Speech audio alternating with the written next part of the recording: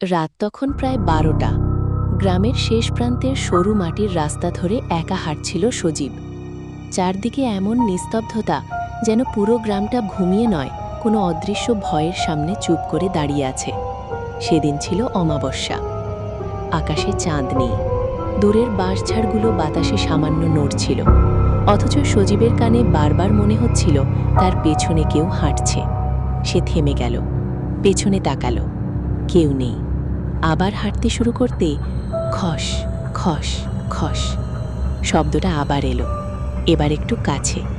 সজীব দ্রুত ঘুরে দাঁড়ালো। রাস্তার মাঝখানে দাঁড়িয়ে আছে একজন মানুষ, কালো পোশাক, মাথা সামান্য নিচু, মুখ দেখা যাচ্ছে না।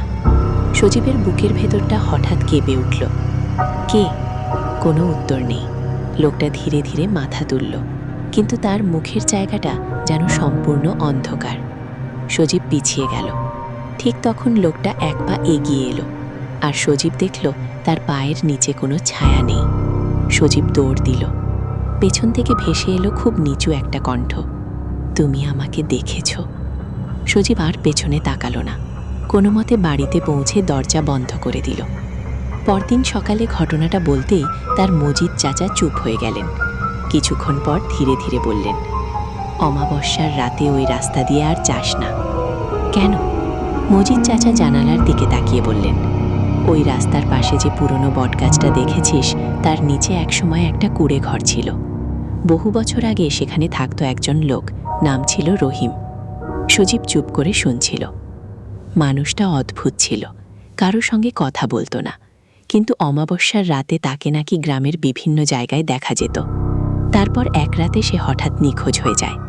তারপর মজিদ চাচা দীর্ঘশ্বাস ফেললেন। তারপর থেকেই অমাবস্যার রাতে ওই রাস্তার আশেপাশে একটা ছায়া মানব দেখা যায়। সজীব হেসে বলল, এসব তো গ্রামের গল্প। মজিদ চাচা এবার সরাসরি তার দিকে তাকালেন। গল্প হলে ভালোই হতো। সেদিন রাতে সজীব ঘুমাতে গেলেও কথাটা মাথা থেকে বের করতে পারল না। রাত প্রায় 2টা। হঠাৎ টক টক টক, তার ঘরের জানালায় কেউ আঙুল দিয়ে টোকা দিল। সজীব উঠে বসল। আবার শব্দ হলো, টক টক টক। সে ধীরে ধীরে জানালার কাছে গেল। বাইরে তাকাতেই তার শরীর ঠান্ডা হয়ে গেল। বাড়ির উঠোনে দাঁড়িয়ে আছে সেই লোকটা, কালো পোশাক, নিচু মাথা, আর মাটিতে কোনো ছায়া নেই। কিন্তু এবার তার হাতে একটা পুরনো কেরোসিনের বাতি। বাতিটা নিভে থাকা সত্ত্বেও তার চারপাশে অদ্ভুত কালো ধোঁয়ার মতো কিছু ঘুরছিল। লোকটা ধীরে ধীরে মাথা তুলল, তারপর জানালার দিকে তাকিয়ে বলল, সজীব, বটগাছের নিচে যা লুকিয়ে আছে সেটা বের করো। সজীব স্তব্ধ হয়ে গেল, কারণ লোকটা তার নাম জানে।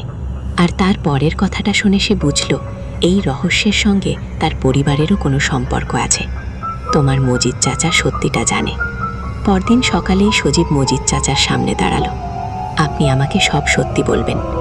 মজিদ চাচা অনেকক্ষণ চুপ করে থাকলেন, তারপর বললেন, আজ রাতে তুই আমার সঙ্গে বটগাছটার কাছে যাবি। সন্ধ্যা নামার আগেই মজিদ চাচা সজীবকে নিয়ে গ্রামের শেষ প্রান্তে চলে গেলেন। পুরনো বটগাছটা দিনের আলোতেও অস্বস্তিকর লাগছিল। গাছের শিকড়গুলো মাটির ওপর ছড়িয়ে আছে। পাশে বহু বছর ধরে পরিত্যক্ত একটা ছোট কুঁড়ে ঘর। মজিদ চাচা দরজাটা ঠেলে খুললেন। ভেতরে ধুলো আর মাকড়সার জাল ছাড়া কিছু নেই, কিন্তু ঘরের এক কোণে পড়েছিল একটা পুরনো কাঠের বাক্স। সজীব বাক্সটার দিকে তাকিয়ে বলল, এটা কি? মজিদ চাচা উত্তর দিলেন না, শুধু বললেন, এটা রহিমের বাক্স। বাক্স খুলতেই ভেতর থেকে বেরিয়ে এলো কিছু পুরনো কাগজ, একটা মরচে ধারা চাবি আর কালো কাপড়ে মোড়ানো ছোট একটা ডায়েরি। সজীব ডায়েরিটা খুলল। প্রথম কয়েক পৃষ্ঠা ফাঁকা, তারপর একটা পাতায় লেখা, যদি কেউ এই ডায়েরি খুঁজে পায় তাহলে বুঝবে অমাবস্যার ছায়া এখনো ফিরে আসেনি। সজীব থেমে গেল। পরের পাতায় লেখা ছিল, রহিম একসময় এই গ্রামের পাহারাদার ছিল। বহু বছর আগে এক অমাবস্যার রাতে সে বটগাছের নিচে একটি অদ্ভুত ঘটনা দেখেছিল। গাছের গোড়ার কাছে মাটির নিচ থেকে কালো ধোঁয়ার মতো একটা ছায়া বেরিয়ে এসেছিল। রহিম ভয় পেয়ে পালিয়ে যায়নি, বরং সে ছায়াটার উৎস খুঁজতে শুরু করেছিল। ডায়েরির শেষের দিকে লেখা ছিল, ওটা মানুষ নয়, কিন্তু মানুষের ছায়ার মতো দেখতে। যতক্ষণ তার সঙ্গে কোনো মানুষের ছায়া যুক্ত না হয় ততক্ষণ সেই পৃথিবীতে থাকতে পারে না। সজীবের গলা শুকিয়ে গেল। চাচা, এরপর কি হয়েছিল? মজিদ চাচা ধীরে ধীরে বললেন। রহিম বুঝেছিল ওই ছায়াটা একটা মানুষের শরীর খুঁজছে। কার? মজিদ চাচা উত্তর দেওয়ার আগে বাইরে তাকালেন। সূর্য ডুবে গেছে, অন্ধকার নেমে আসছে। জানি না। সজীব ডায়েরির শেষ পৃষ্ঠাটা খুলল। সেখানে মাত্র একটি বাক্য। যে পরিবার প্রথম তাকে দেখেছিল, প্রতি অমাবস্যায় সেই পরিবারের একজনকে সে অনুসরণ করে। সজীব হঠাৎ মজিদ চাচার দিকে তাকালো। আমাদের পরিবার? মজিদ চাচা মাথা নিচু করলেন। হ্যাঁ। তাহলে আপনি এতদিন আমাকে কিছু বলেননি কেন? কারণ আমি ভেবেছিলাম ওর পালা আমার সঙ্গেই শেষ হবে। ঠিক তখনই কুঁড়ে ঘরের বাইরে খস খস। দুজনেই চুপ হয়ে গেল। বটগাছের পেছনে একটা কালো অবয়ব দেখা গেল। মজিদ চাচা ফিস ফিস করে বললেন, ও এসেছে। সজীব জানালার ফাঁক দিয়ে তাকালো। ছায়া মানবটা এবার আগের চেয়ে স্পষ্ট। সে ধীরে ধীরে বটগাছের চারপাশে হাঁটছে, তারপর থেমে গেল, মাথা তুলল আর সরাসরি কুঁড়ে ঘরের দিকে তাকালো। মজিদ চাচা সজীবের হাত শক্ত করে ধরলেন। কোনো শব্দ করবি না। ছায়া মানব দরজার সামনে এসে দাঁড়ালো। কয়েক সেকেন্ড নীরবতা, তারপর ঠক। দরজায় একটা আঘাত। সজীব কেঁপে উঠল। আবার ঠক। কাঠের দরজা কেঁপে উঠল। মজিদ চাচা চোখ বন্ধ করে কিছু একটা পড়তে লাগলেন। হঠাৎ ছায়া মানবের কণ্ঠ শোনা গেল। মজিদ, এত বছর পরও লুকিয়ে আছিস। সজীব চাচার দিকে তাকালো। মজিদ চাচার মুখ বিবর্ণ হয়ে গেছে। আপনি ওকে চেনেন? কোনো উত্তর নেই। বাইরে আবার কণ্ঠ। তুই জানিস রহিম কেন হারিয়ে গিয়েছিল? সজীবের চোখ বড় হয়ে গেল। মজিদ চাচা ধীরে ধীরে বললেন, রহিম হারায়নি। তাহলে আমরা তাকে বাঁচাতে পারিনি। মজিদ চাচা জানালার কাছে গিয়ে দাঁড়ালেন। তারপর বললেন, বহু বছর আগে আমি আর রহিম এই ছায়াটাকে থামানোর চেষ্টা করেছিলাম, কিন্তু শেষ মুহূর্তে রহিম নিজের ছায়া ওটার সামনে রেখে দিয়েছিল। তারপর ছায়াটা রহিমকে নিয়ে যায়, কিন্তু যাওয়ার আগে সে আমাকে বলেছিল একদিন আবার ফিরবে। সজীব কাঁপা গলায় বলল, আর আজ? মজিদ চাচা তার দিকে তাকালেন। আজ ওকে থামানোর সময় এসেছে। তিনি পকেট থেকে সেই পুরনো চাবিটা বের করলেন। বটগাছের নিচে একটা লোহার বাক্স আছে। এই চাবি দিয়ে সেটা খুলতে হবে। বাক্সে কি আছে? মজিদ চাচা বললেন, রহিমের শেষ জিনিস। ঠিক তখন দরজাটা নিজে থেকেই খুলে গেল, কিন্তু বাইরে কেউ নেই। শুধু মাটির উপর দেখা যাচ্ছে দুটি মানুষের পায়ের ছাপ, একজোড়া মজিদ চাচার আর একজোড়া উল্টো দিকে মুখ করা। মজিদ চাচা ফিস ফিস করে বললেন, এখন আর সময় নেই। রাত তখন প্রায় 12টা। অমাবস্যার আকাশ সম্পূর্ণ কালো। সজীব আর মজিদ চাচা বটগাছের নিচে দাঁড়িয়ে। গাছের গোড়ায় মাটি খুঁড়তেই কিছুক্ষণের মধ্যে লোহার বাক্সটা বেরিয়ে এলো। মজিদ চাচা কাঁপা হাতে চাবিটা ঢোকালেন। ক্লিক! বাক্স খুলে গেল। ভেতরে ছিল একটি পুরনো কালো কাপড়, রহিমের ছবি এবং ছোট একটা কাঁচের শিশি। শিশির ভেতরে অদ্ভুত কালো ধোঁয়া ঘুরছিল। সজীব পিছিয়ে গেল। এটা কি? মজিদ চাচা বললেন, রহিমের শেষ স্মৃতি নয়, এটা সেই ছায়ার অংশ। সজীব অবাক হয়ে তাকিয়ে রইল। মজিদ চাচা ডায়েরির শেষ পাতাটা বের করলেন। রহিম লিখেছিল, ছায়া মানবকে ধ্বংস করা যায় না, কিন্তু তাকে তার নিজের উৎসে ফিরিয়ে দেওয়া যায়। কিভাবে? যে মানুষ প্রথম তাকে দেখেছিল, তার রক্তের উত্তরসূরিকে নিজের ছায়া নিয়ে বটগাছের সামনে দাঁড়াতে হবে। সজীব বুঝে গেল। তাই আমাকে এখানে এনেছেন? মজিদ চাচা মাথা নাড়লেন। এত বছর ধরে ও আমাকে অনুসরণ করেছে, কিন্তু আজ ওর দরকার তোর ছায়া। ঠিক তখন চারপাশের বাতাস থেমে গেল। বাঁশঝাড়ের শব্দ বন্ধ, ঝিঝি পোকার ডাক বন্ধ। পুরো পৃথিবী যেন নিস্তব্ধ। তারপর অন্ধকারের ভেতর থেকে বেরিয়ে এলো সেই ছায়া মানব। এবার সে আগের চেয়ে অনেক কাছে।